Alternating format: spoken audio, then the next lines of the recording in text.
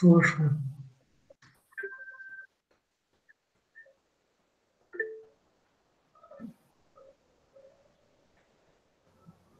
Buenas noches a todos, sean bienvenidos a esta nueva capacitación ofrecida por el Centro de Desarrollo e Innovación Tecnológica que está ubicado en Paraguay. Esta es la tercera capacitación que estamos realizando.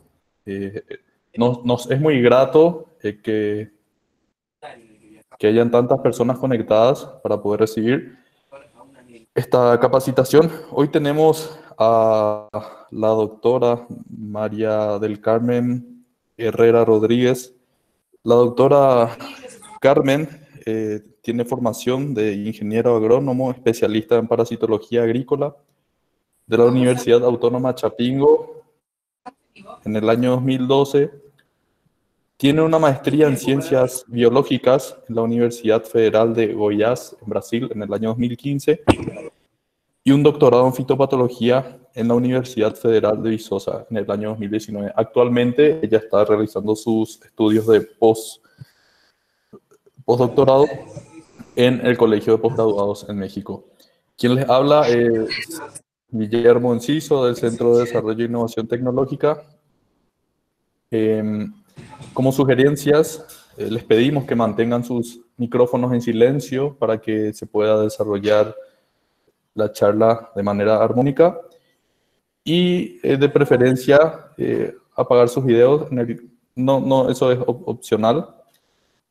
Bueno, entonces, adelante, doctora Carmen. Puedes mostrar tu presentación e iniciar. Muchas gracias. Una cosa más. Pueden realizar preguntas a través de la caja de chat, como habrán visto. Creo que mucha gente ya estuvo escribiendo. Y al final de la capacitación vamos a abrir un espacio para preguntas. También, al finalizar la charla, si es que se perdieron algún detalle, esto va a estar en YouTube para que quien quiera volver a repetir la charla puede ver ahí. Y también la doctora Carmen nos va a proveer de su presentación para compartirla luego. Esta se va a poder descargar desde la página del CEDIT en el Facebook. Bueno, ahora sí, doctora, adelante.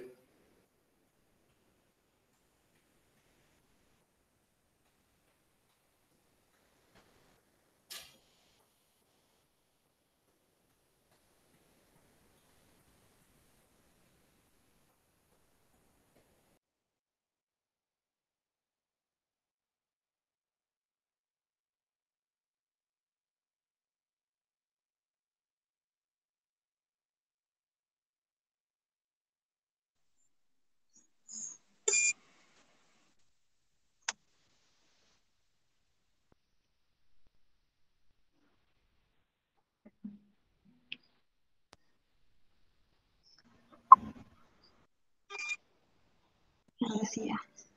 Ahora sí ya.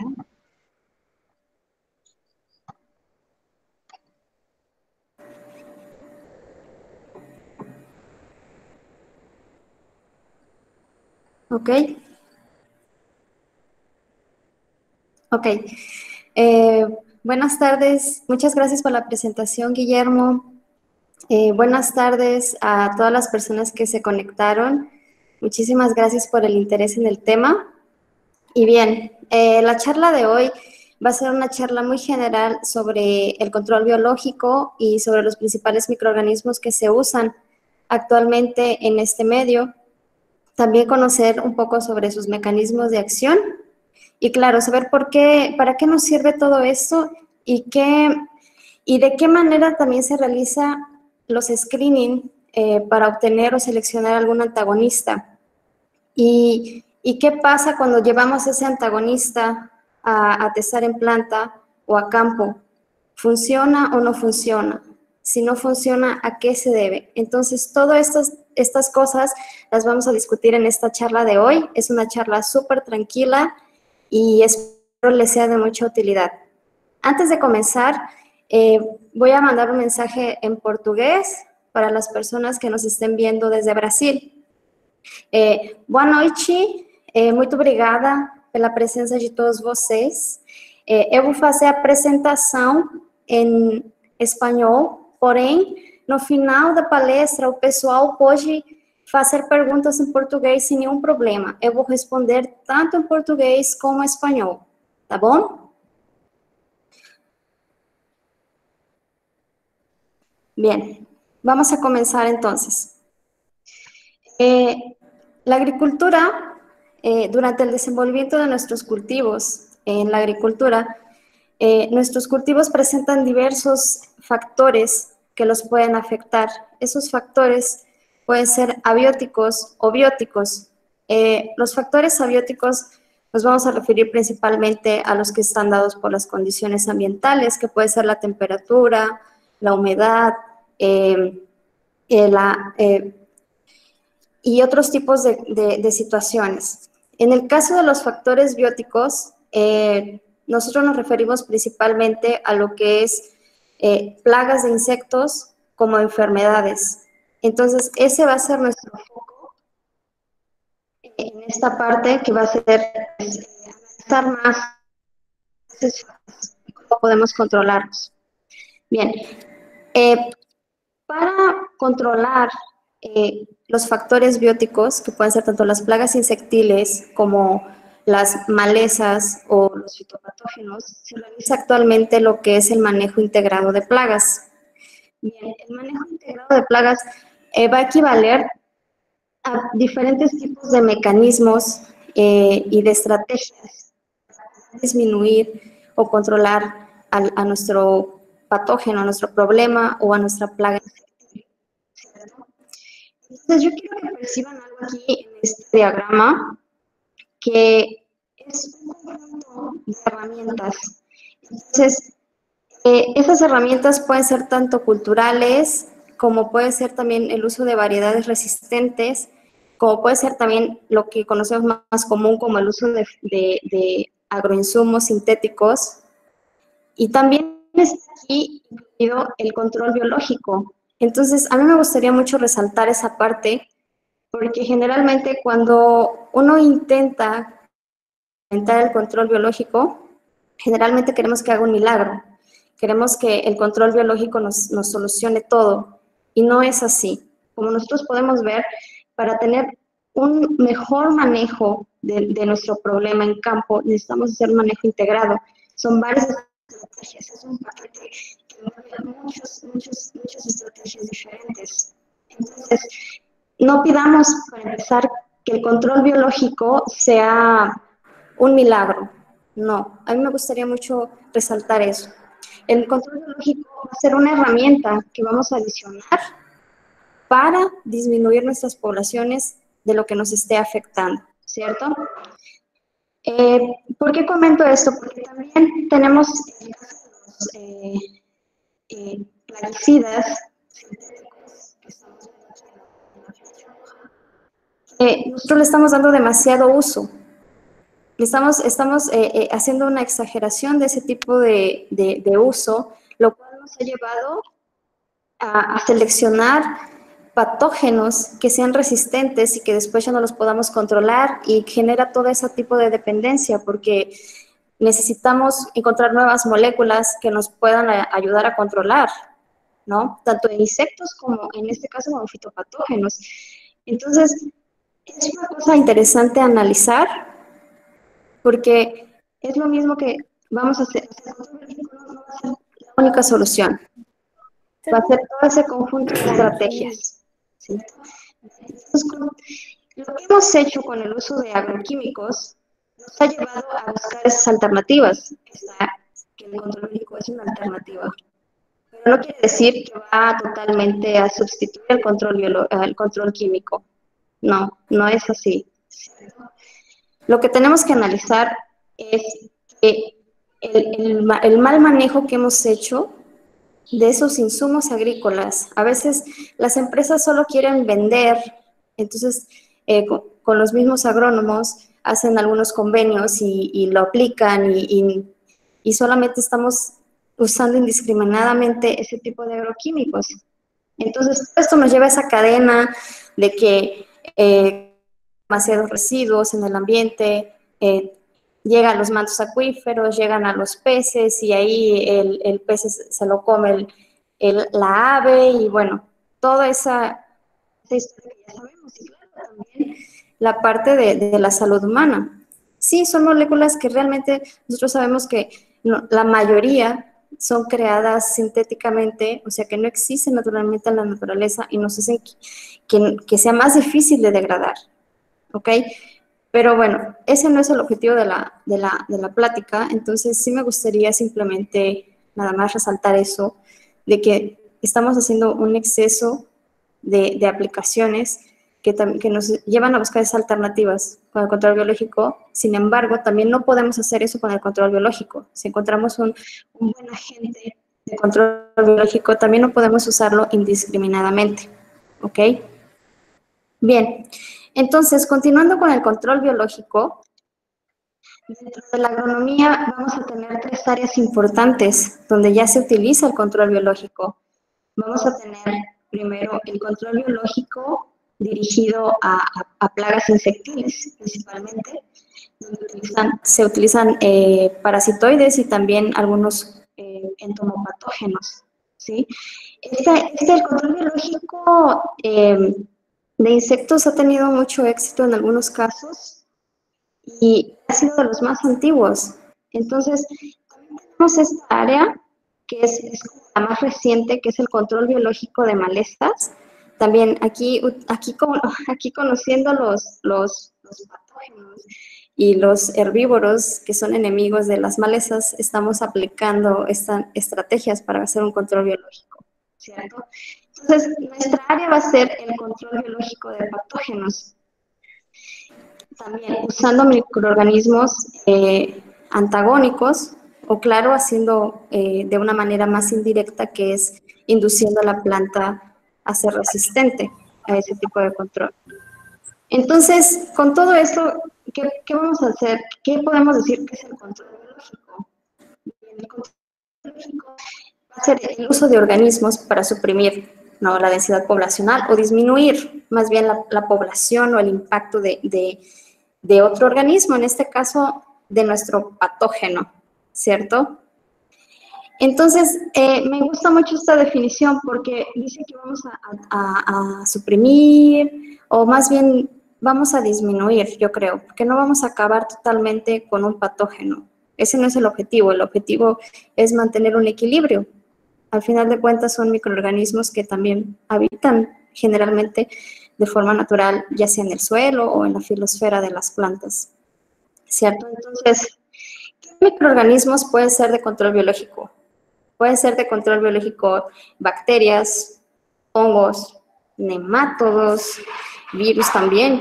¿Y qué vamos a controlar? Pues también vamos a controlar virus, bacterias, nemátodos, hongos que nos causen problema, ¿cierto? Entonces, aquí quiero resaltar una cosa que es principalmente que, como dice la definición, que es el uso de organismos vivos. Porque yo he escuchado a mucha gente que menciona que usar, por ejemplo, extractos de plantas es control biológico. De acuerdo a la definición que tenemos aquí, yo no consideraría eso como control biológico. Sí, tiene un origen natural, botánico, pero tenemos que considerar que no es un control biológico, no es un organismo que esté controlando otro organismo, ¿cierto? Entonces, aquí simplemente muestro unas fotos ya de algunos organismos que se conocen de control biológico.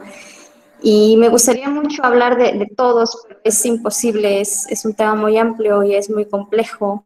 Ustedes van a ver, hablar de control biológico es totalmente hablar de interacciones, porque vamos a tener interacciones de nuestro microorganismo benéfico con la planta, como la planta con el patógeno, como con el patógeno con nuestro organismo benéfico. Entonces, es muy interesante y espero que la gente que esté asistiendo le ayude a ver tal vez con otra visión del control biológico y vea la complejidad que se tiene. Bien, continuando. ¿Cuáles son los principales microorganismos que usamos actualmente en el control biológico de fitopatógenos? Bien, aquí solo estoy mencionando 3, pero en realidad son muchos más, ¿ok? Y estoy hablando porque en cuanto que ellos tienen muchísimos aislados o especies que son importantes por producir algún tipo de metabolito secundario o inducir resistencia, etcétera. Entonces, obviamente tenemos aquí al padre de los productos, que es Tricoderma, que seguramente la mayoría de nosotros ya conoce o ya ha escuchado en algún momento. Y bueno, Tricoderma es un género cosmopolita, es un género que lo encontramos hasta en las piedras. Entonces, es por eso que tenemos mucha cantidad de especies conocidas y de aislados. También es un hongo muy amigable en el sentido de que se puede producir en grandes escalas.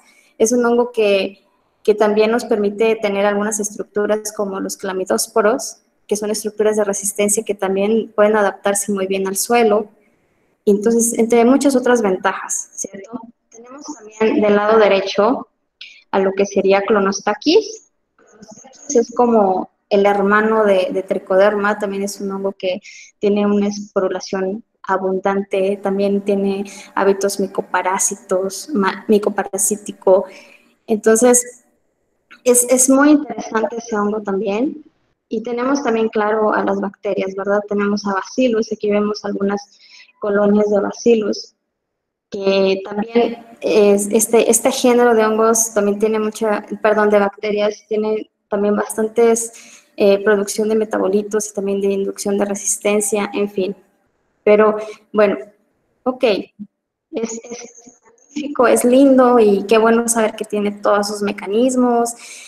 Y bueno, ¿cuáles son esos mecanismos que caracterizan generalmente principalmente estos 3 géneros de hongos? Perdón, estos 2 géneros de hongos y de bacterias. Pues tenemos lo que es inducción de resistencia, lo que va a ser la competición, el hiperparasitismo o micoparasitismo. Vamos a tener también la antibiosis y también ahí junto tenemos producción de metabolitos secundarios. Aquí yo voy a ir dando una explicación detallada, muy general de cada uno de los mecanismos que considero que nosotros debemos de conocer un poquito más a detalle los mecanismos y podamos entender para qué nos sirve saber que tiene esos mecanismos, ¿sí? O sea, ¿de qué me sirve saber que es micoparásito? O sea, ¿en qué patógeno será que yo lo voy a poder utilizar? ¿Lo puedo utilizar en todos? Entonces, son varias cuestiones que yo quiero que ustedes se hagan a lo largo de la charla, ¿verdad? Porque ese es el objetivo, que no veamos solo el control biológico como, ay, es lo máximo y no contamina nada y bueno, vamos a cuidar la fauna, la flora, no. O sea, es muy complejo y tenemos que ver y tenemos que saber cómo utilizarlo, ¿cierto? Entonces, uno de los mecanismos que acabo de mencionar es la inducción de resistencia. Esta imagen es de un artículo. Aquí muestra 2 tipos de resistencia, ¿cierto? Tenemos el color azul y el color rojo. Bien, en el color azul tenemos una ruta que es conocida como SAR, ¿verdad? Resistencia adquirida. Entonces, esta ruta es generalmente guiada por el ácido salicílico, ¿ok? Entonces, en esta ruta vamos a entrar en detalles, porque es una ruta que generalmente va a ser estimulada por los patógenos, ¿ok? La que nosotros nos interesa aquí va a ser la ruta del ácido jasmónico o del etileno, que es la que es generalmente inducida por los microorganismos benéficos, ¿cierto? Entonces, cuando tenemos una bacteria o un hongo, él puede producir sustancias que son de su metabolismo secundario, o tal vez pueden ser hasta mismas sustancias que tienen naturalmente el hongo y que son reconocidas por la planta. Esas sustancias las vamos a llamar MAMs. ¿Okay? Tienen ese nombre por son siglas en inglés, ¿ok? Entonces, MAMs son producidos o los tienen más bien nuestros organismos benéficos. Son captados por esos receptores que se llaman PRRS.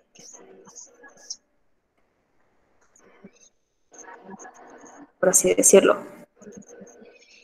Utilizar un tricoderma, supongamos, hablando de tricoderma, que induce resistencia, supongamos al maíz, no quiere decir que va a inducir resistencia en tomate, ¿cierto?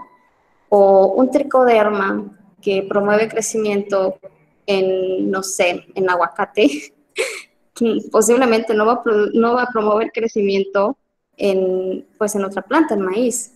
Entonces, esos son detalles que nosotros a veces no consideramos y solamente, no lo pensamos.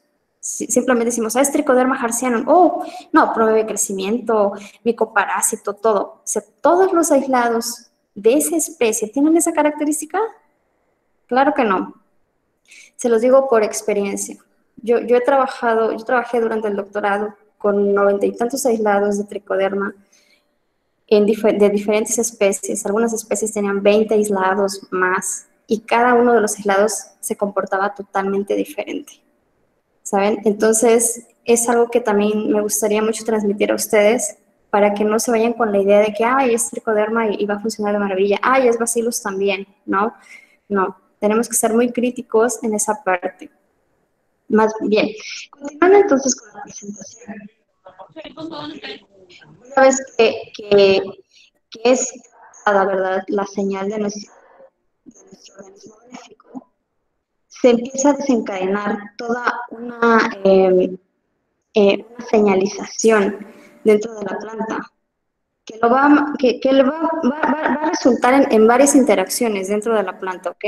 Solo que, obviamente, entre esas interacciones está la producción de fitoalixinas, también hay la producción de compuestos fenólicos. Esas sustancias generalmente son de protección contra varios patógenos, y son varios, no te voy a decir, es específico para botritis, no. De hecho, esa es una de las ventajas que se considera dentro del control biológico, que no tiene una alta especificidad, y eso evita que tú selecciones patógenos resistentes, ¿cierto? Entonces, todos estos compuestos actúan protegiendo a la planta. Obviamente también esa interacción que existe entre la planta y el microorganismo benéfico solo va a durar cuando esté el microorganismo benéfico, ¿cierto? Cuando ella esté recibiendo la señal, porque si no, esa obviamente no se va a mantener en el efecto priming, que es conocido, ¿no? Entonces, es un detalle importante a considerar. Y otra cosa, en el caso de bacterias y algunas bacterias que producen algún tipo de compuesto del metabolismo secundario, cualquiera, que supongamos es un elicitor de inducción de resistencia, tiene que existir también una cierta concentración o nivel poblacional de las bacterias, ¿cierto? O sea, porque la bacteria puede estar presente, puede tener bacilos en el suelo, pero también no quiere decir que ya me va a inducir la resistencia. Puede ser que esta sea una cepa que induce resistencia, pero no ha alcanzado un nivel poblacional que te permita expresar sus genes que produzcan ese metabolito y sea captado por la planta, ¿ok? Entonces ahí entra un tema tan bonito de la bacteriología, que es el quorum sensing, ¿cierto? Cuando las bacterias alcanzan un cierto nivel poblacional, expresan o silencian genes. Entonces, en este caso sería expresar tal vez para producción de alguna sustancia que va a ser captada por la planta y va a estimular la resistencia, ¿ok? Entonces, el siguiente mecanismo que vamos a ver es antibiosis o también la producción de metabolitos secundarios. Aquí quiero mencionar algo. Algunos aislados o cepas de nuestros hongos benéficos tienen una gama muy amplia de metabolitos secundarios, que pueden ser compuestos volátiles o no volátiles, ¿ok? Entonces, dentro de esos metabolitos puede haber grupos que sean antibióticos. O sea, no quiere decir que todos los metabolitos secundarios son antibióticos, ¿ok? Porque los metabolitos secundarios pueden utilizarse para muchas otras cosas. Entonces, aquí yo estoy mostrando una tabla de forma muy simple, solamente para que vean, por ejemplo, que ya hay algunas moléculas que ya fueron identificadas, obviamente en este caso tricoderma, que es de los hongos más estudiados, y aquí viene mencionando su aplicación ya de algunas, ¿cierto? O sea, para qué sirven o para qué pueden utilizarse. Solo no olvidemos que va a depender también del aislado, ¿ok? Que sea tricoderma harzianum, y que ya sabemos que puede producir esto, no quiere decir que realmente va a hacer eso, ¿ok? Entonces, saber cuando hace un test, ¿qué aislados utilizaste, no? Luego dicen el T22, el H3, porque ya sabemos que es el que funciona en ese patosistema que se testó, ¿ok? Entonces, aquí tenemos, por ejemplo, la colinguina, que ya se ha estudiado que promueve el crecimiento en algunas plantas y generalmente es producido por aislados de las especies de Trichoderma coningui o Trichoderma harzianum. Me gusta aquí también esta imagen porque te muestra que de acuerdo al tipo de metabolito que puede producir el hongo, en este caso, puede actuar, puede tener un mecanismo de acción, ¿no? En este caso, bueno, estamos considerando aquí la promoción de crecimiento como un mecanismo de defensa. Claro que no, es totalmente diferente, ¿cierto? Es un plus que se tiene, y si tú tienes un organismo que te puede combatir un patógeno de interés y aparte te promueve el crecimiento, pues súper bien, ¿no? O sea, también es muy padre eso es lo bonito de trabajar con los organismos. En fin, entonces, aquí está la antibiosis y vamos a continuar con el siguiente mecanismo, que es conocido como el micoparasitismo, ¿sí?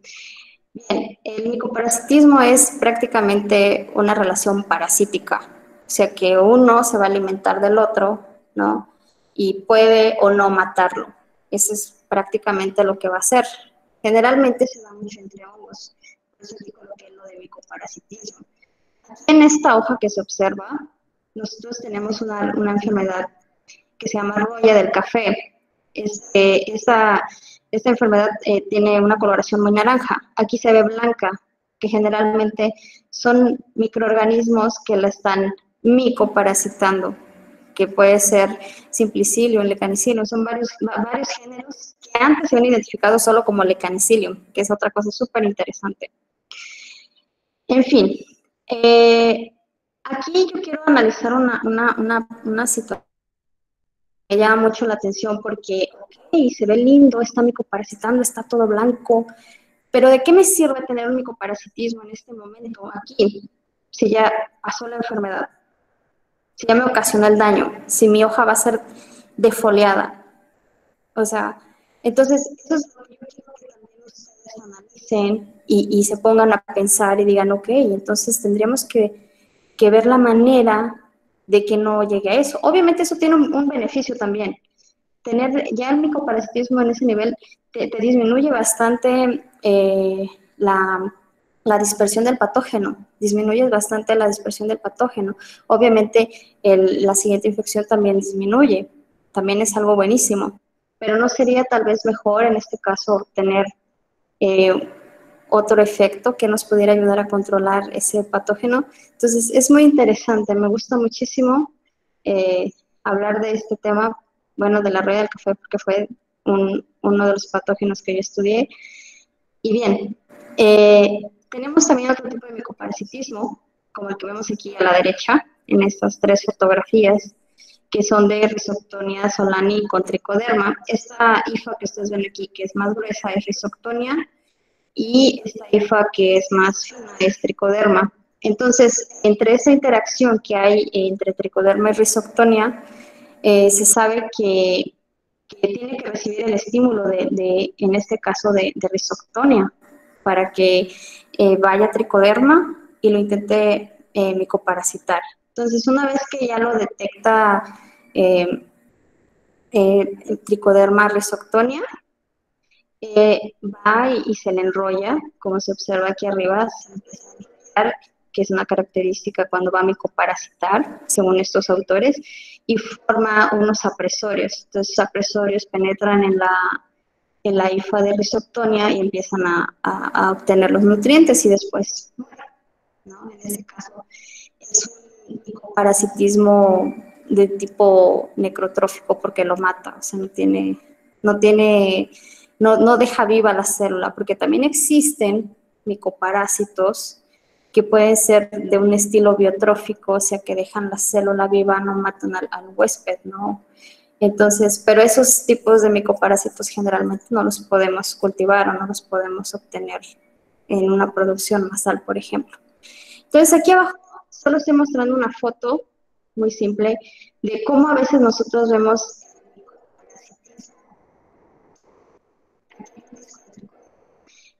Aquí hay un disco de Fusarium y aquí observamos cómo crece el tricoderma y comienza a subir sobre Fusarium. Aquí tendríamos que hacer una lámina y verificar si realmente las hifas de tricoderma están entrando en las de Fusarium y cosas así, ¿ok? Pero es un detalle interesante a analizar.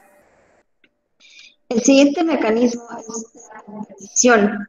La competición es un mecanismo interesante también y tenemos que considerar también muchísimo el tipo de patógeno que tenemos.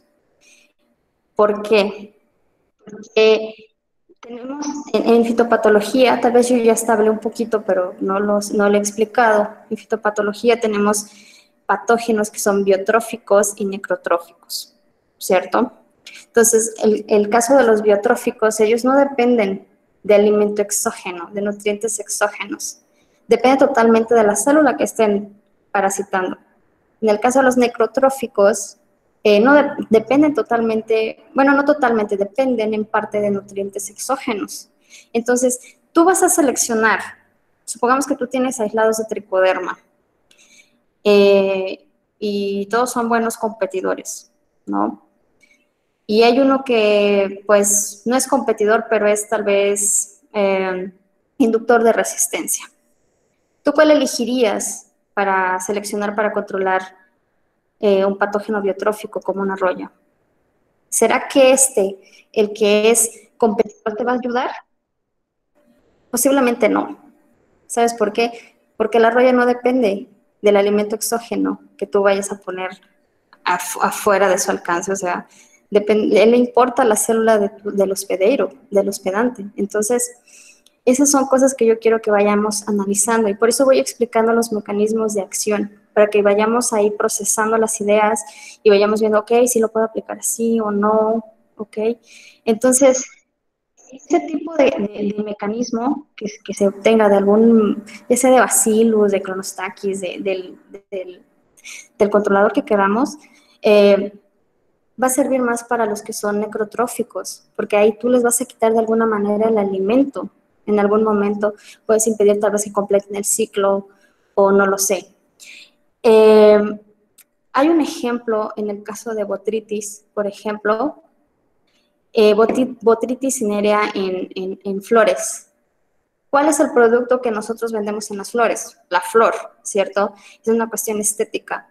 Entonces, nosotros, ya hay un test, en realidad ya hay unos experimentos que explican y que demuestran que si tú aplicas cierta cepa de tricoderma que es competidora, disminuyes la severidad y la incidencia de botritis. ¿Por qué? Porque llega a tricoderma y quiere comer todo lo que hay ahí, azúcares, todo, sin afectar a la planta en ese caso, y no le deja nada a botritis. Entonces en algunos casos ha sido un buen mecanismo usado en ese sentido para ese tipo de patógenos, ¿cierto? Entonces, más o menos por ahí va la idea y quiero que vayamos pensando en eso y veamos con otros ojos el control biológico, no solo ver lo lindo de él, sino ver que es muy complejo. Ustedes están viendo ahorita, son muchísimas interacciones envueltas y bueno, y también tenemos que tener muchísimo conocimiento de nuestro patógeno, de su biología, de sus condiciones epidemiológicas, para que podamos saber dónde aplicar, cuándo aplicar, cómo aplicar, claro, y qué mecanismo es el que más nos puede funcionar. O sea, de esos 100 aislados que tengo de tricoderma, ¿cuál es el que mejor va a funcionar para tal patógeno? Bien, continuando. Podemos usar, esa es una pregunta que yo me hice durante el doctorado. Dije, ¿podemos usar los mismos microorganismos benéficos que controlan un patógeno del suelo para controlar un patógeno foliar? Se puede, sí, si ya sabemos posiblemente el mecanismo de acción y otras cosas que voy a comentar más adelante, ¿ok? Obviamente no todo se rige en base al mecanismo de acción, pero yo creo que es importantísimo que veamos para qué nos puede servir, ¿ok? Y aprovecharlo y explotarlo al máximo para que vayamos más rápido y seleccionemos un antagonista o 2 o 3 que nos sean útiles en el momento que se necesiten. Entonces, a continuación, yo voy a mostrarles rapidísimo cómo a veces realizamos una selección de un antagonista, en este caso para un patógeno necrotrófico, por ejemplo, como Fusarium. Recuerden que les dije que este tipo de patógenos también dependen de nutrientes externos, entonces podemos cultivarlos. Se pueden cultivar en in vitro, en medios sintéticos, y entonces es una ventaja de estos patógenos. Entonces, a continuación les voy a mostrar aquí, es solo una imagen, pero me gusta muchísimo. En esta imagen, nosotros vamos a ver a Fusarium. Este Fusarium es de Fusarium oxysporum, forma especial cubense raza 4, que es un problema que está ahorita, el boom, ¿verdad? Está afectando bastante la producción de banana, produce la marchitez, no se está pudiendo controlar con nada. En fin, salió un artículo en 2019 donde ellos están intentando hacer un control biológico, ¿verdad? Como una opción a ser adicionada. Entonces, este patógeno vemos que está cultivado de ambos lados, está creciendo normal, bien. Aquí muestra 2 cepas de Streptomyces. Streptomyces es una bacteria de suelo que también es importante como género es súper importante en producción de antibióticos, ¿no? Y efectivamente estamos viendo lo que es antibiosis. Esto sería la antibiosis. Aquí estamos observando, aquí en medio está esa bacteria, que es Streptomyces, esta cepa 1, aquí es cepa 2, ¿ok? Entonces nosotros podemos ver que en esta cepa, la cepa 1, sí está teniendo una inhibición. ¿Cómo? No sabemos, puede ser que sean compuestos volátiles o será que son compuestos que están siendo liberados en el medio de cultivo. También, claro. Entonces, aquí está un claro ejemplo de lo que yo les digo, de lo que es, por ejemplo, no decir que como es Streptomyces va a controlar todo, o sea, porque ya vimos aquí, por ejemplo, que en este está prácticamente casi igual que el control, que no tiene nada. Entonces, son 2 cepas del mismo género, no sabemos si sean la misma especie, también no lo sé, posiblemente no. Y no funcionan igual. Entonces, esa es la importancia que yo les quería mostrar. No porque sea Streptomyces, no porque sea tricoderma, no porque sea Clonostaquis, wow, va a ser milagros, no. ¿Ok?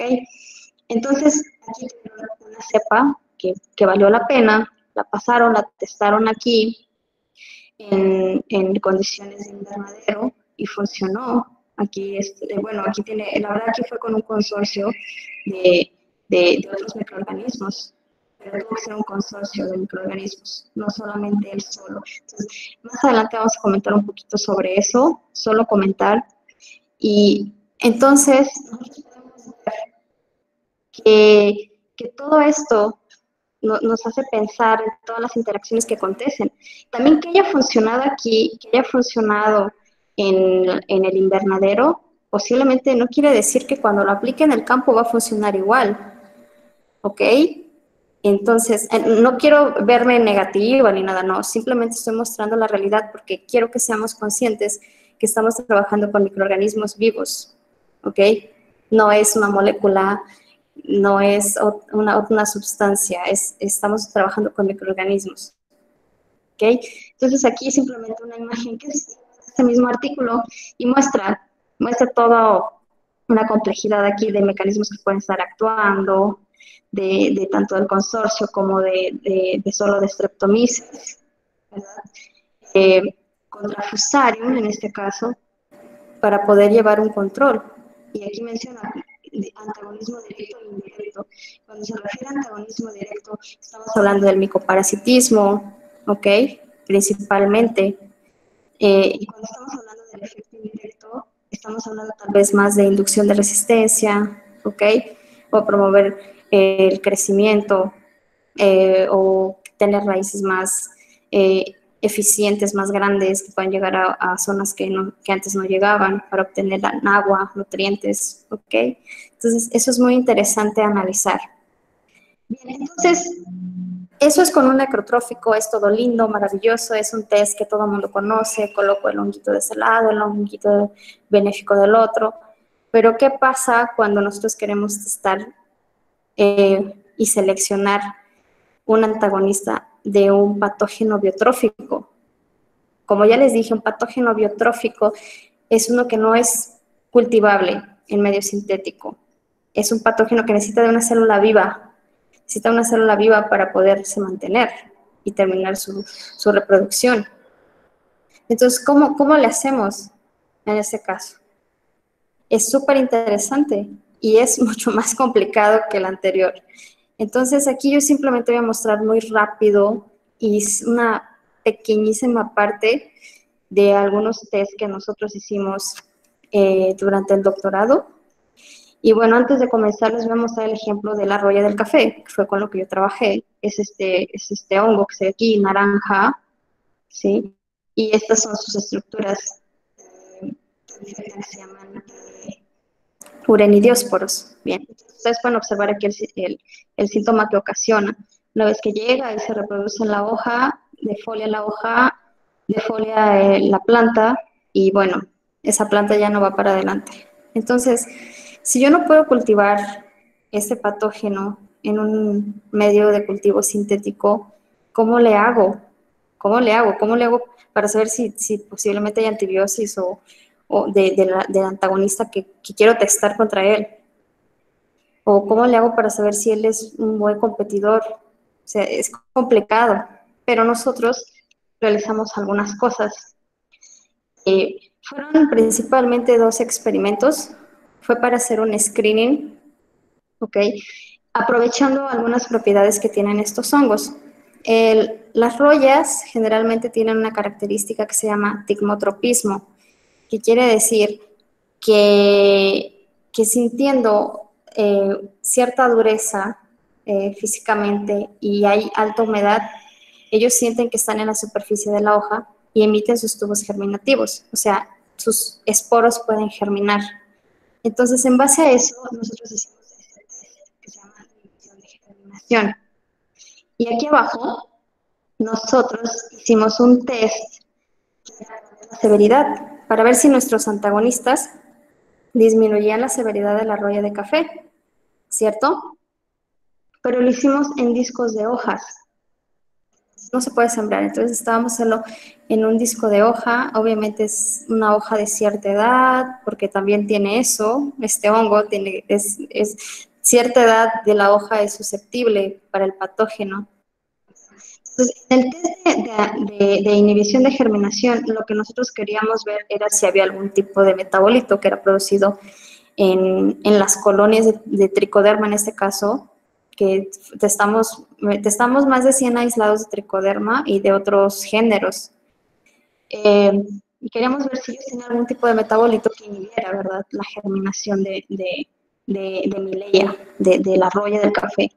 Y en este queríamos ver si había tal vez otro mecanismo o posiblemente, no vamos a ver qué mecanismo, pero queríamos saber si disminuía la severidad de la enfermedad, aplicándolo en tiempos diferentes nuestros antagonistas. Y bien, ¿cuáles fueron los resultados? Bien, lo más interesante de todo, aquí solo marqué en rojo los que tuvieron, este es el test de germinación, que fueron los aislados que presentaron inhibición arriba del 80% de los tubos germinativos de la roya. Como ustedes pueden ver, ahí está Pestalotiopsis, aquí hay un Trichoderma mato, hay un Trichoderma pseudopiramidale, que es una especie nueva que apenas se va a publicar. Entonces, estos aislados aquí yo quiero mencionarles que tuvieron así, wow, inhibieron arriba del 80% de la germinación de la roya. Si yo me quedara solo con esa idea, diría, no, va a funcionar, va a ser maravilla, no va a germinar y no, o sea, seguro va a disminuir la severidad.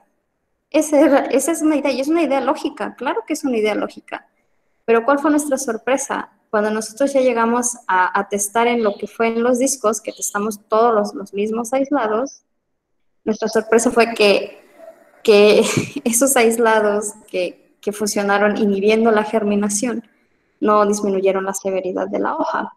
Aquí es una tabla súper simple que nos está mostrando la severidad de la enfermedad cuando aplicamos nuestros antagonistas 72 y 24 horas antes y en conjunto con el patógeno. ¿Okay? Solo estoy marcando aquí en rojo el que realmente tuvo un efecto que disminuyó la severidad de roya de café en los 3 tiempos que fue aplicado. Y este aislado aquí, que es el E2, que es un tricoderma identificado como Atroviridae, no funcionó inhibiendo la germinación. Entonces dije, ok, puede ser entonces que no sea algo relacionado a antibiosis, tal vez tiene otro mecanismo, y que bueno, disminuyó la severidad, y fue súper interesante. Entonces, cuando fuimos a ver en los disquitos, que así se ven los discos, y en donde está la flecha roja está ese E2, que no inhibió germinación, pero que funcionó disminuyendo la severidad, ¿ok?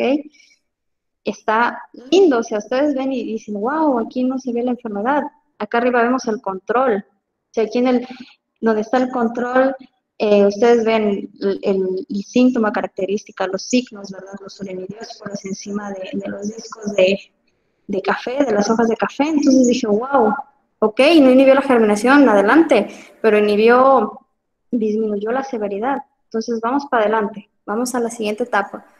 Entonces nos fuimos a testar este aislado, que era el tricoderma, a la planta. Aquí fue en condiciones controladas, en invernaderos.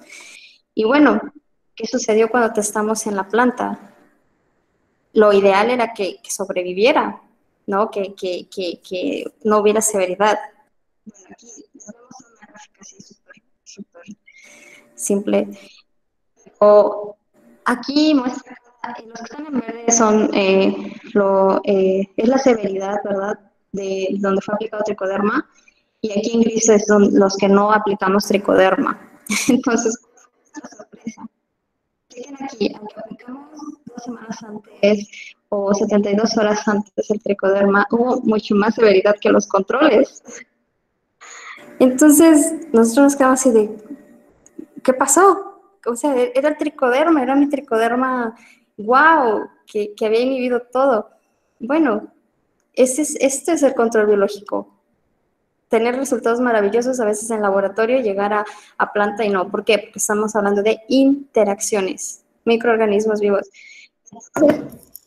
Doctora Carmen, te interrumpo. Tu presentación se salió. ¿Crees que puedas volver a Ok. proyectarla? Sí. Que hubo ahí una interrupción. ¿Se salió? Ahora. Si puedes dejar de compartir y volver a compartir. Ok, pero tiene mucho tiempo que se salió. ¿O no? Perdón. Ok, interrumpir. A ver. Ok. ¿Tiene mucho tiempo que se salió de compartir la presentación? Ahí está empezando otra vez. También hay ligeros problemas con el audio. ¿Tu micrófono, tu auricular está conectado o Sí. tal Voy a vez intentarlo de nuevo. tal vez puedas retirar el auricular y a ver si ahí funciona. Ok, Eh, ¿ahí me escucho? sí, muy bien. Seguimos. ¿Y ahora Gracias. sí se ve? Sí, sí, sí, sí, Ok, se ve. solo una cosa, ¿hasta ahí con todo el mundo consiguió ver o se salió antes? No, ahí te corté a tiempo. Ah, ok, gracias. Bueno, continuando. Entonces estamos con el resultado de planta. Eh, entonces aquí observamos que tricoderma tuvo un efecto totalmente diferente en disco. Entonces tuvimos mayor severidad, ¿verdad? Independientemente del tiempo que fue aplicado. Entonces nosotros nos preguntamos, bueno, ¿qué pasó aquí? ¿Fue la cantidad de inóculo? Tal vez necesitábamos más inóculo, o tal vez la interacción del tricoderma ya con la planta ya no fue tan compatible, porque nuestra idea, como era un tricoderma endófito, nuestra idea era que colonizara también y bueno, de esa manera protegiera. Por eso hicimos un tratamiento de 2 semanas antes de aplicar ese tricoderma, pero vimos que no funcionó tan bien. Entonces, ¿qué pasa? Hay una cosa que no hemos considerado también cuando estamos trabajando con plantas, estamos trabajando con filo plano. Eh, entonces, estamos trabajando también con muchos microorganismos que están sobre la hoja y que también van a tener un efecto en nuestro antagonista, ¿cierto? Les comento esto porque también tuvimos el caso que de hecho pasó aquí en planta, de que algunos tricodermas parecía que estimulaban la, la, la esporulación de la roya. En realidad lo que hacía era inhibir otros endófitos, porque cuando haces cortes de disco, también crecen los endófitos a veces, salen los endófitos de la hoja porque pues tienen humedad, tienen las condiciones. Entonces, observamos que los tricodermas inhibían los endófitos, pero la roya de café se daba un festín. Entonces, esas cosas son súper interesantes. Estamos observando durante la investigación. Es el fungicida, o sea, severidad cero casi. O sea, dices, wow, magnífico, utilizando el fungicida, ¿no? Pero no se trata de eso, ¿verdad? En algún momento el fungicida va a dejar de funcionar también, ¿no? Entonces, se trata tal vez de buscar organismos que tengan tal vez otro mecanismo.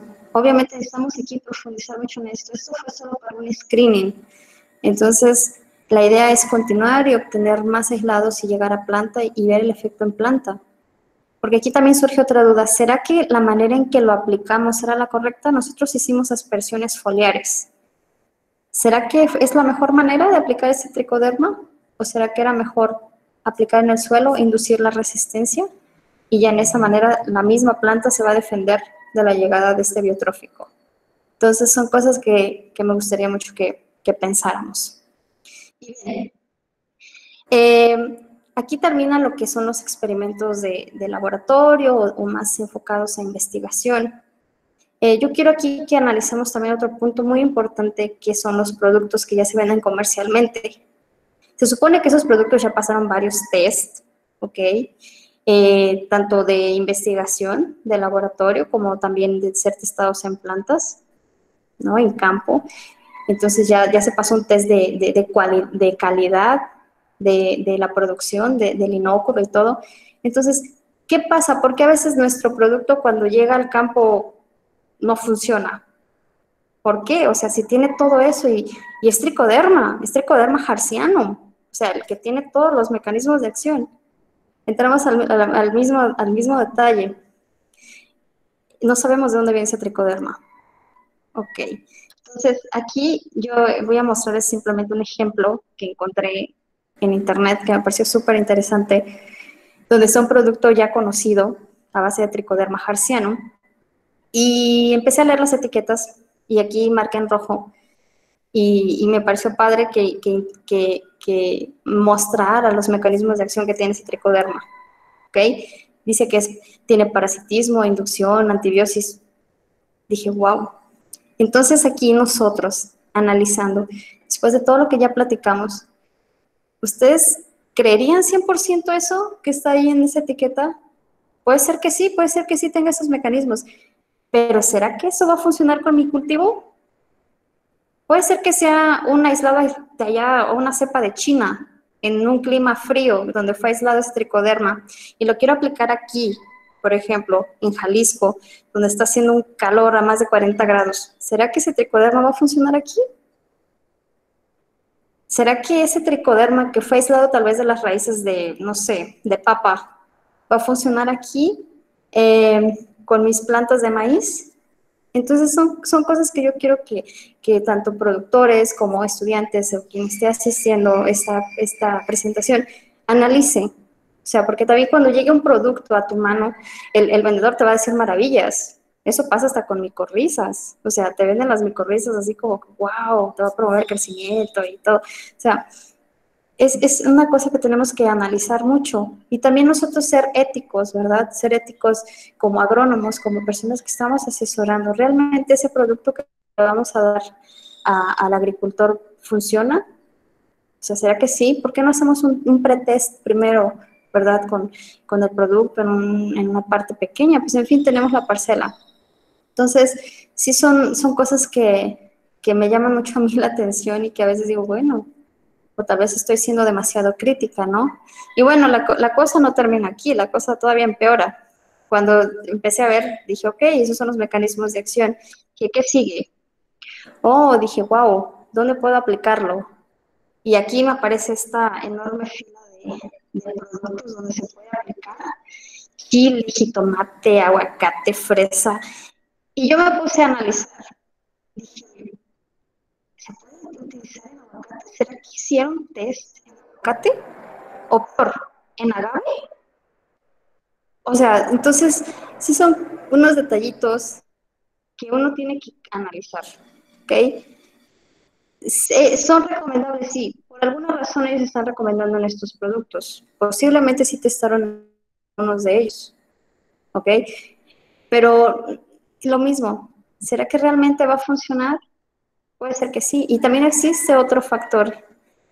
Supongamos que este producto realmente funciona de maravilla en Chile y lo voy a usar en Chile, ¿no? O sea, genial.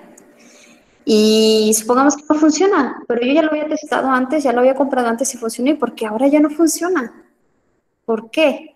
También hay otra cosa que a veces nosotros no hacemos o que no somos tal vez curiosos por hacer, que es, bueno, quien pueda también, claro, no siempre se va a poder. ¿Ustedes han hecho alguna vez un plaqueamiento de estos esporos en medio de cultivo? ¿Alguna vez ustedes han visto cuántas colonias crecen de esos productos? Que a veces el problema no está en el aislado funciona, pero a veces el problema está en el almacenamiento. Tal vez estuvo almacenado un mes a 40 grados y los esporos se murieron. Entonces llega al campo y no funciona. Y siempre dicen, no, pues es que usted me aplicó bien, ¿no? Entonces son detalles que tenemos que considerar. Y otra cosa, ok, supongamos que está viable el esporo y está recomendado para tomate. Lo aplico. ¿Por qué no funciona? Por lo que ya dije. Posiblemente las condiciones ambientales que yo tengo no son las mismas que donde fue testado y funcionó maravillosamente, ¿cierto? Entonces, son microorganismos y es así. Entonces, con este sentido, yo he optado mucho por la idea de enfocarnos a nuestras áreas, ¿ok? Si voy a buscar un antagonista de mí que quiero aplicar aquí en esta área que produzco, no sé, de tomate, maíz, pues voy a buscar un antagonista de la región. Así sirve que yo también no voy a alterar, no voy a introducir ningún microorganismo exótico. O sea, aunque tricoderma se encuentre en todo el mundo y hasta en las piedras, si tú introduces un tricoderma de China aquí en México, pues estás introduciendo algo diferente, algo exótico, ¿no? ¿Estás de acuerdo? Entonces, son detalles, ¿verdad?, que tenemos que considerar y que pues, nos llevan a analizar mucho sobre el control biológico. Con todo esto, tenemos muchas ventajas. O sea, aunque sean organismos vivos y aunque sean difíciles de adaptarse y aunque su efecto a veces no sea visible rápidamente, tenemos ventajas, como ya lo mencioné, como son varios mecanismos de acción que pueden estar actuando, porque un microorganismo puede tener uno o dos o más tal vez, vamos a tener una baja especificidad. O sea, en cuanto a nuestro patógeno, no solamente va a servir tal vez solo para Phytophthora, ¿no? También puede ser que sirva para botrytis. Entonces, eso hace que nosotros tengamos una menor presión de selección del patógeno, que es lo que acontece con las moléculas sintéticas, ¿no? Como solo tienen un mecanismo de acción y todo el tiempo están actuando en ese mecanismo de acción, la bacteria, que es patógena, pues crece muy rápido, muta muy rápido, entonces, más bien, genera resistencia a esa molécula sintética, ¿no? Entonces, este proceso es un poco más lento. No quiere decir que no va a acontecer, puede acontecer, claro, más si el efecto es por antibiosis, ¿no? Pero posiblemente va a ser más lento. También, otra de las ventajas es que, pues, no se genera ningún residuo tóxico, ¿cierto? Como se supone que son organismos que están en el ambiente, aunque produzcan algunas sustancias, estamos de acuerdo que son sustancias que llevan años aquí con el ambiente. Entonces, el mismo ambiente se encarga de degradarlas en cierto tiempo. Con los insumos sintéticos es más difícil, porque a veces son moléculas que no existen en el ambiente y nosotros las creamos. Entonces, pues el ambiente no sabe qué hacer, no las va a degradar de la noche a la mañana. Entonces, también tenemos el caso de que si es un antagonista, por ejemplo, de la región, ¿verdad? Puede llegar a establecerse muy bien, alcanzar un nivel de población tal vez más alto y puede mantenernos controlado ese problemita que nos ha estado dando mucho tiempo. Y aquí, de ese mismo modo, se encaja junto aquí, favorece la biodiversidad. Vamos a mantener de alguna manera nuestra biodiversidad natural, en donde estamos colectando, donde vamos a usarlo, ¿no? Al final de cuentas, controlar nuestros patógenos es simplemente generar un equilibrio en el ambiente, en el suelo, para no tener esos problemas a futuro. Y bueno, para finalizar, el control biológico también va a tener esos desafíos, ¿verdad? Que serían como las desventajas, pero yo no le diría tanto desventajas, yo más bien los llamo como desafíos, que sería, primero, saber hacer una buena selección de un organismo o de varios organismos, ¿verdad? Que sean eficaces para controlar lo que nosotros queremos. También, el otro de los desafíos es generar información de calidad, información que sea creíble, no solo para los agricultores, sino para quien los está orientando, para quien les está dando la consultoría. O sea, porque al final de cuentas es la persona que le va a decir si compre el producto o no lo compre, ¿no? Entonces, tenemos una insuficiencia de esa información, porque como lo mencionamos, luego piensan que es Bacillus y ya va a ser el milagro, no. Entonces, también tenemos toda esa parte de técnicas de aplicación, que fue lo que, por ejemplo, lo que a mí me pasó, que yo pensando que haciendo dispersión foliar iba a funcionar y no funcionó. Hay que saber si ponemos en la raíz o ponemos cuando está germinando, ¿no? Son varias cosas que tenemos que mejorar en esta parte. Y bueno, también ver toda esa parte, tenemos ese desafío de saber que, ok, ya tenemos el antagonista y todo, y que llegue bien a las manos del productor. O sea, que tenga una viabilidad buena de esporos, ¿verdad? Entonces ahí entra toda esa parte de producción y de almacenamiento. Y bueno, y ya está el otro desafío que ya no es cuestión de nosotros, sino de nuestra naturaleza, que es las condiciones ambientales. Entonces ahí entra toda esa parte de hacer colectas regionales en nuestra región que van a favorecer el establecimiento de nuestro organismo, ¿cierto? Y bueno, está la interferencia con organismos no objetivos, que era lo que decía, como no son específicos, también ellos pueden de alguna manera disminuir tal vez la población de otros organismos, no precisamente que sean patógenos, sino que sean benéficos. Entonces, tenemos que tener conciencia de todos estos puntos para poder llegar a hacer un buen control biológico. Y bueno, muchísimas gracias por la atención. Si tienen alguna pregunta, nos vemos ahorita. Listo. Bueno, muchas gracias, doctora Carmen.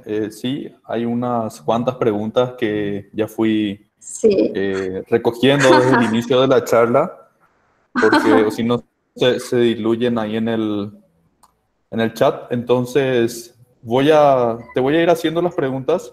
¿Te parece bien? Ok. ¿Puedo mantenerme aquí así o tengo que salirme está bien de la así. pantalla? ¿Está bien? Ok. No, perfecto. Bueno, una pregunta de Bueno, antes de empezar la sesión, pueden aprovechar y hacer sus preguntas en la caja de chat. Ah, Bueno, sí, e pode ser em português também. sí, Para de hecho hay quem una quiser. pregunta en portugués, Ah, pero te ok. la leo en español. Dice, Tiago Torres, Ajá, ¿cuál es la viabilidad de estos productos de cepas bacterianas en el suelo? ¿Tiempo de acción? Pregunta. ok. Bueno, yo creo que ya respondí durante la conferencia, ¿no? Ah, bueno, es en portugués, ¿verdad? Sí, Ah, ok, lo voy a responder en portugués y ahorita en español. Pero bueno, yo creo que adelante. entendió el español. Ok, Tiago, qual é a viabilidade? Bom, vai depender, né? O que eu já falei durante a palestra. Vai depender muito do micro-organismo, certo? E tudo isso que eu falei no final. Vai depender também do tipo de produção que levou e do armazenamento do produto, entendeu? Então, pode ser que tinha sido bom. Vai chegar com você, mas vai acontecer isso. Será que as condições ambientais que você tem e seu cultivo são compatíveis com esse produto? Então, aí essa resposta eu não vou te dar se é viável ou não, porque isso você só vai saber quando você tiver um produto e for testar. São micro-organismos, né? São organismos vivos, então é assim, não posso te falar, mas obviamente as empresas que são muito grandes, que trabalham, com certeza devem ter uma viabilidade muito grande enquanto esporos, enquanto a qualidade do produto. Mas eu não sei te dizer se isso vai funcionar em tua cultura, tá? Eu tenho que falar agora em espanhol? Eh, Ou está bem assim? no, yo creo que está bien así. Ok. Uhum. La siguiente pregunta dice, bueno, es un comentario y una pregunta. Tengo entendido que Fusarium también puede ser hemibiotrófico, es decir, empezar como biotrófico y luego, conforme avanza la infección, cambiar a necrotrófico. En ese caso, Necrotrófico. Ajá. cómo podríamos seleccionar un agente de control? Uy, es una pregunta muy, muy buena. Mira, tengo una amiga, de hecho debe estar asistiendo también, Hanna, que es de Colombia. Ella está trabajando con un organismo biotrófico. Y bueno, ¿qué es lo que hace Hanna? Hanna hace también test in vitro, ¿verdad? Porque ahí mínimo vas a tener idea de qué mecanismo, si tiene algún tipo de antibiosis en algún momento con Fusarium. Pero también puedes hacer los test directo en planta, ¿no? O sea, como es un hemibiotrófico, tienes la capacidad de hacerlo en planta o de hacerlo en in vitro. Entonces, obviamente lo ideal, tal vez, de acuerdo a la charla, vamos a decir, es que pues en planta sería el mejor screening, ¿no? Entonces, yo te recomendaría hacer por las dos vías. Si tienes esa posibilidad, si tú tienes los recursos, si tienes el tiempo, hazlo por las dos vías y que vas a tener resultados más específicos y también de mayor credibilidad, ¿no? Esa es mi respuesta. Ok, siguiente pregunta. ¿Cuál Ujú. es tu opinión del uso de microorganismos genéticamente modificados para el control de fitopatógenos? Uy, ¿se está refiriendo a qué exactamente? ¿A uso de variedades resistentes? O sea, que son genéticamente modificadas. ¿O a qué? La pregunta dice A ver, sobre repítemela de nuevo. microorganismo. Dice, ¿cuál es tu Ah, opinión del... microorganismos, perdón, Sí, perdón. ¿cuál es tu opinión del uso de microorganismos genéticamente modificados para el control de fitopatógenos? Oye, se están haciendo preguntas difíciles. Eh, mira, yo creo que si es muy, muy necesario, no lo veo mal, ¿no? Yo creo que tenemos que estar abiertos a todo. O sea, actualmente nosotros estamos utilizando ya pues variedades también genéticamente modificadas, ¿no? Obviamente tienen sus contras, ¿no? Que te vuelves de alguna manera dependiente y atacas la biodiversidad. Entonces, yo primero me voy por la opción de buscar microorganismos de mi región Y si no encuentro microorganismos de mi región y testo tal vez alguno que fue genéticamente modificado y funciona, lo utilizaría. Yo siento que, al menos que sea o sea, que sea muy necesario, yo lo utilizaría, sí. Claro, tendría algunas restricciones y todo, pero no lo veo. Al final de cuentas es una herramienta, ¿no? Pero primero hay que también conocer muy bien qué implicaciones tiene usar un organismo genéticamente modificado, ¿no? La verdad, no sé mucho de los organismos genéticamente modificados, así, tipo como en el caso de algunas variedades, ¿verdad? De plantas que tienen un gen que va a hacer que ya no vuelva a crecer de nuevo al siguiente ciclo y te hace dependiente de la empresa. En el caso de los organismos, me imagino que debe ser algo parecido, ¿no? O sea, te vuelves dependiente también de la empresa, ¿no? Entonces, solamente en una situación muy crítica y todo, tal vez sí lo utilizaría. Pero si hay millones de otras posibilidades, pues no lo veo por ahora necesario. Ok. Una pregunta de Guillermo Cordes. ¿Cómo realizó la identificación de todas las cepas de tricoderma con las cuales Ah, trabajó su tesis? ay, esa fue una de las partes favoritas de mi tesis, pero infelizmente no podían presentarla porque pues, no era el objetivo.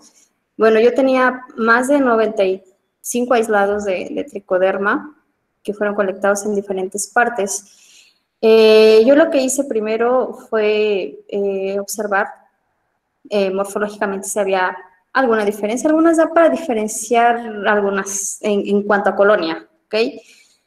Pero no era suficiente. La verdad es que no fue suficiente. Entonces, lo que nosotros hicimos fue, de acuerdo a la región y de la parte que fue colectada de la planta, seleccionamos los aislados y hicimos un envío hicimos extracción de ADN, fue a nivel molecular, y se enviaron a secuenciar lo que fue factor de elongación, ya que el factor de elongación es considerado como el código de barras de tricoderma.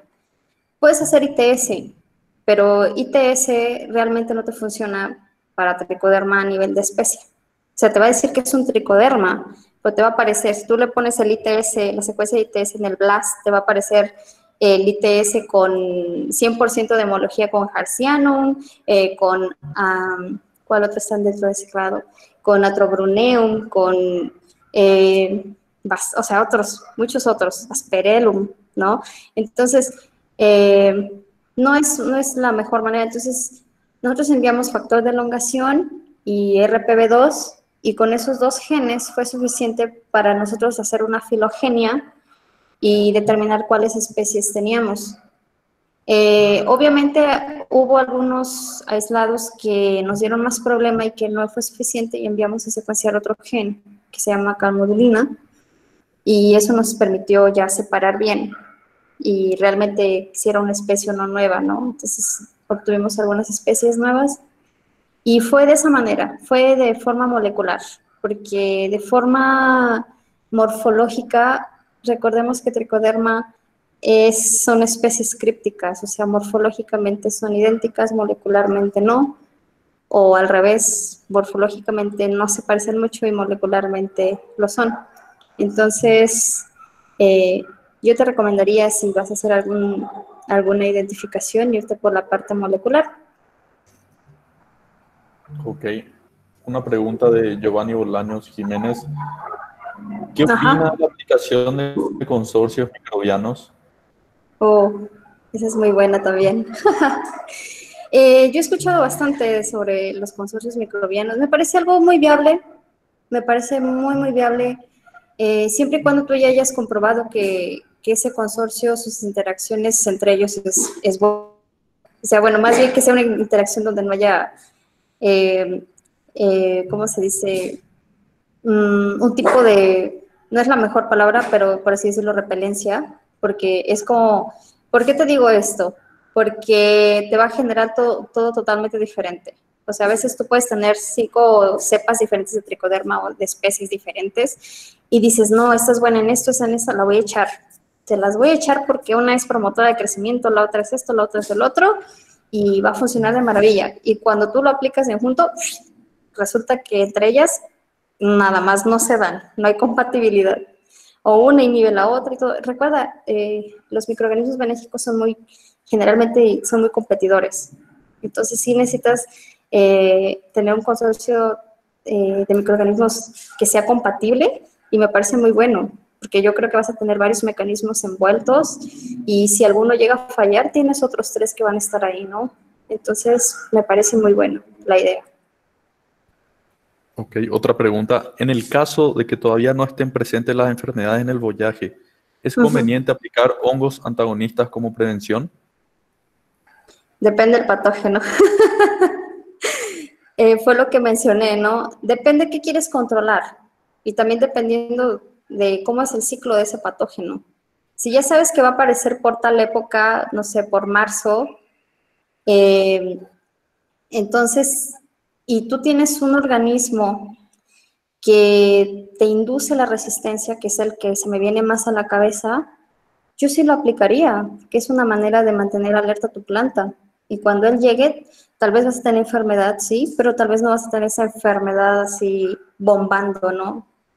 Entonces, depende del patógeno y depende de la epidemiología de él, ¿no? Entonces, si es un patógeno que todos se pueden prevenir, ¿no? Claro, pero me refiero a que, por ejemplo, el caso de las rollas, ¿no? Que yo decía, si tú ya sabes que te va a llegar en esa época, no sé, en marzo, entonces sí aplicaría antes para proteger a mi planta. Claro que sí. Ok, una pregunta de Gabriela María Olmedo. ¿Tenés alguna experiencia u opinión sobre el uso de control biológico para el control de enfermedades en post cosecha de frutos? No, no. La verdad, he escuchado, pero no, yo no tengo ninguna experiencia. De hecho, estoy comenzando a trabajar en control biológico. Yo comencé en el doctorado con la parte de control biológico y la estoy siguiendo ahorita en el postdoctorado, pero no tengo no, de post cosecha, no. Entonces, no sé si puedo ayudarte en esa parte. Ok, una pregunta de Francis Betancourt. Ujú. ¿Trabajar con antagonistas nativos puede garantizar una mayor eficiencia en campo? Yo creo que sí. Yo creo que sí, es que es como lo que dijimos, ¿no? Está ligado a las condiciones ambientales, a la estructura del suelo, a las condiciones físico-químicas del suelo. Bueno, hablando de cuestiones de suelo, ¿verdad? Entonces, yo siento que tienes una mayor probabilidad a que tengas éxito, a que no. Eh, Miren, se ha intentado hacer control biológico clásico en, en insectos y ha sido muy exitoso, pero en insectos, generalmente, por ejemplo, cuando usas parasitoides, una de las características es que tú tienes que tener una alta especificidad. Entonces, si tú traes el organismo exótico de otro lugar y lo introduces donde te está cocinando tu problema, tu plaga, pues sí tienes éxito generalmente, ¿no? Y bueno, si también las condiciones ambientales te lo permiten, porque es muy específico, solo ataca a lo que tú quieres, pero cuando estamos hablando de control biológico de fitopatógenos, recuerda que solo piensa en los géneros que estamos usando: Trichoderma, Clonostaquis, Bacillus, Streptomyces, esos, hasta Pseudomonas. O sea, son géneros de bacterias y hongos que no son específicos, ¿no? Lo que menos son específicos. Entonces, te van a atacar varias cosas o no solo tu objetivo. Entonces, si tú introduces ese organismo de otro lugar ahí, entonces posiblemente se establezca, posiblemente no. Entonces, yo opto más por organismos de la región. Preguntan, ¿ha trabajado en aplicación de varias cepas de tricoderma simultáneamente? Intentamos hacer eso con lo de café y también no funcionó. No funcionó, también no hubo como alguna compatibilidad. La verdad no estudiamos muy a profundidad eso, porque eso fue más así como algo paralelo por curiosidad y cosas así, y no funcionó. Entonces, yo creo que la clave de eso es como ver la compatibilidad de los aislados. Y claro, no solo entre tricodermas, ¿verdad? Pueden ser hasta de géneros diferentes, que al final de cuentas es lo que sucede en la naturaleza. Encuentras varios microorganismos de géneros diferentes, de filos diferentes interactuando. Otra pregunta, ¿vale la pena arriesgarse a utilizar un control biológico si no tenemos tiempo de realizar pruebas en el cultivo? Esa es muy buena pregunta. Eh, yo creo que sí. Yo creo que sí vale la pena arriesgarse. Siempre, bueno, yo sé, yo lo estoy pensando de manera desde el punto de vista de curiosidad, de ciencia, cosas así, ¿no? Obviamente eso no es lo que pasa con un productor, que le vas a echar a perder tal vez todo su cultivo. Pero yo creo que sí vale la pena hacerlo, porque al final de cuentas ya vas a ir al grano. Y otra cosa, no solamente vamos a hacer el control biológico, vamos a tener otras estrategias que van a estar, recuérdense, es lo que mencioné al inicio, es un manejo integrado. O sea, no solamente vas a intentar que tu controlador biológico haga el milagro, ¿no? O sea, son muchos otros factores que tú puedes incluir para beneficiar, ¿verdad?, a ese organismo establecerse y que haga su función. Entonces, yo creo que sí, obviamente también considerando que no sea un cultivo, por ejemplo, como el que tengo aquí, que es agave, que tarda 7 años en tener la producción, en tener la piña, para obtener el tequila, y yo haga intentando hacer control biológico y pierda 7 años, o sea, no. O sea, si es una planta de un ciclo corto, yo creo que valdría bastante la pena hacerlo. Yo sí lo intentaría. Bueno, doctora, hay muchísimas preguntas. Pero ya se Yo acabó el creo que, tiempo. yo creo que vamos a dar lugar a dos más Ok. y te vamos a dejar de tarea para que respondas las demás, así luego podemos compartirlas en las redes. ¿Te parece Sí, sí, bien? sí, sí, me parece perfecto, sí. Bueno, una pregunta de Pablo Antonio Mendoza del Ángel. ¿Qué tan recomendable es la aplicación de una fuente de carbono como melaza durante la aplicación en campo de microorganismos destinados para el control biológico? Si es foliar, si es un antagonista, si es para aplicación foliar, sí lo recomiendo, porque tú le das nutrientes a tu organismo. Recuerda que eh, si tú aplicas en la hoja, un porcentaje muy grande de tus esporos van a morir, porque van a quedar expuestos a la radiación. Entonces, algunos o mueren de radiación, o puede ser que mueran precisamente porque no hay alimento, ¿verdad? Pero también obviamente tenemos que considerar que hay otros organismos ahí. Entonces, a mí me funcionó. En el caso de tricoderma habíamos hecho un experimento al inicio, solo aplicando así los esporos con agua normal, y no teníamos como que mucha colonización. Lo que pasa es que también en mi tesis quise ver qué tanto conseguía colonizar tricoderma, ¿no? Al café en ese caso.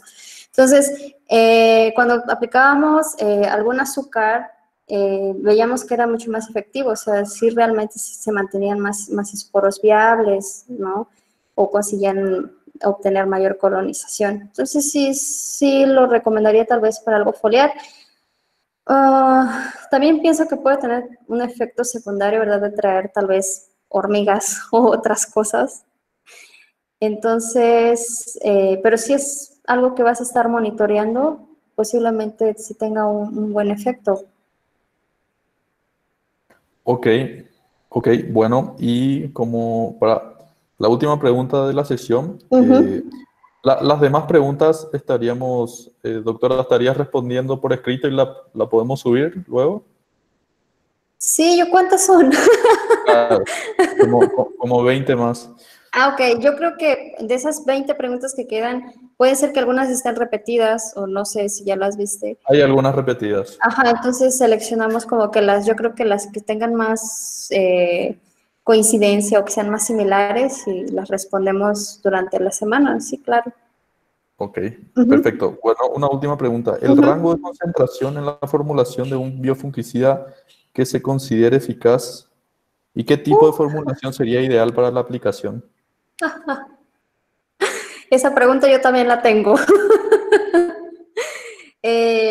No te voy a responder nada, o sea, esa concentración y nada, ¿sabes?